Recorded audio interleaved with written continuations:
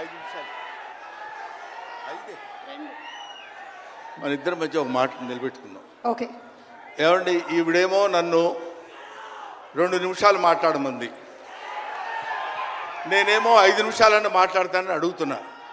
మా ఇద్దరి మధ్య బేరం కుదరటం లేదు. మాట్లాడేది ఎవరి గురించి? పవన్ కళ్యాణ్ గురించి.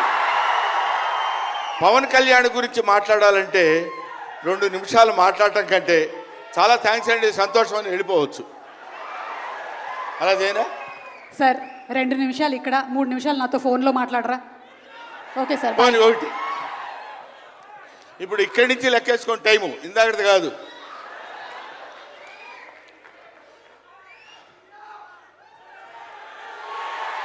ఇక్కడ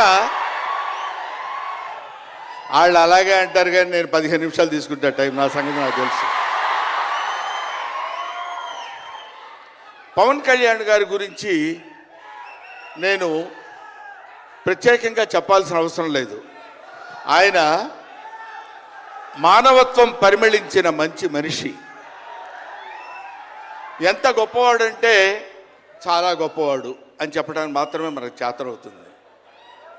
చిన్నప్పటి నుంచి ఆయన 17వ సంవత్సరం నుంచి నేను చూస్తున్నటువంటి వ్యక్తిగా నాకు తెలుసు. అప్పటి నుంచి ఇప్పటి వరకు ఏదో ఏదో ఏదో చెయ్యాలి అనేటువంటి తపనతోటి సమాజానికి ఏదో ఉపయోగపడాలి, I want to do something for the society sir అని చెప్పినప్పటి నుంచి ఇప్పటి వరకు నాకు తెలుసు. అప్పటి నుంచి ఇప్పటి వరకు ఎదురు లేకుండా తనంతట తను వేసుకున్నటువంటి బాటలో నడుస్తూ వెళ్ళాడు తప్ప ఎవరి బాటలో నడిచి వెళ్ళలేదు పవన్ కళ్యాణ్. మైండ్ తన బాటలో వస్తున్నటువంటి ముళ్ళు, అవాంతరాలు, కష్టాలు, సుఖాలు తనంతట తాను ఎదురు తిరిగి రొమ్ము విరిచి నడుచుకుంటూ వెళ్ళాడు తప్ప ఎవరు వేసుకున్న బాటలో వెళ్ళలేదు. ఆయన వేసుకున్న బాటలో 10 మందిని నడిపిస్తూ వచ్చాడు. ఒక్క మాటలో చెప్పాలంటే ఆయన ఒక స్వయం శిల్పి, తన్ను తాను చెక్కుకున్నటువంటి శిల్పి. హీస్ ఎఫర్ట్ పెట్టి కష్టపడి పైకి వచ్చిన వ్యక్తి కాదు, హీస్ డెస్టినేషన్. నాకు తెలిసి ఆయన జీవితం ఒక అద్భుతమైనటువంటి సౌందర్యవంతంగా కళాకృతిగా తీర్చిదిద్దినటువంటి వ్యక్తి. ఈయన దేవుణ్ణి ఎందుకు నమ్ముకున్నాడు అనేటువంటి ఆలోచన మనకు వస్తే, ఏదో ఒక మధ్యతరగతి కుటుంబంలో పుట్టినటువంటి వ్యక్తి అలా అలా తను తాను పెంచుకుంటూ వస్తే తెలియదు భగవంతుడు ఎక్కడ ఎలా తలుపు తిప్పుతాడో తెలియకుండా ఆయన తను ఎలా మలుపు తిప్పుకున్నాడంటే, ఈయన సినిమా యాక్టర్ ఏంటి, ఎవరితో మాట్లాడు, ఎటు పక్కన నిలబడతాడు, ఈయన సినిమా యాక్టర్ ఏంటి అని మనం అనుకుంటే, కాదురా నువ్వు సినిమా యాక్టర్ అయి తీరాలని చిరంజీవి గారు, సురేఖ గారి ప్రోత్సాహంతో అక్కడ అమ్మాయి ఇక్కడ అబ్బాయి అనే సినిమాలో యాక్ట్ చేశాడు. పోనీ యాక్ట్ చేశాడు, అలా అయిపోయింది. అయిపోయిన తర్వాత అంతటితో ఆగాడా? మళ్ళీ ఎందుకు తిరిగాడో ఈ పొలిటికల్ లైన్లో తిరిగాడు.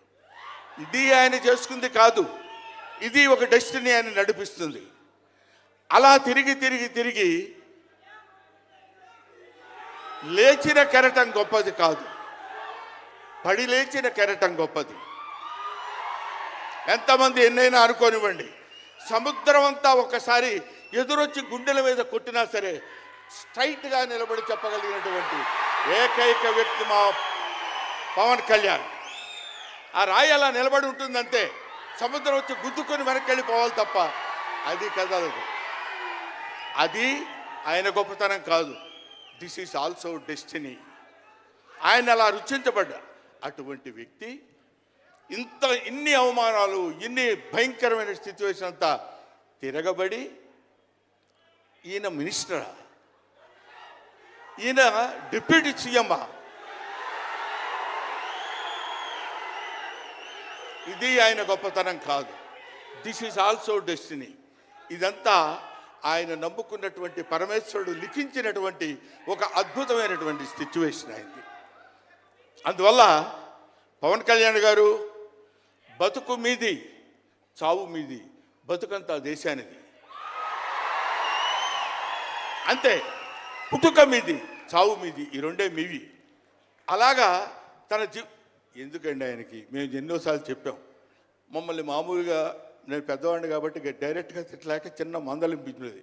ఎందుకంటే మనకి ఆ రాజకీయాలన్నీ ఎందుకండి?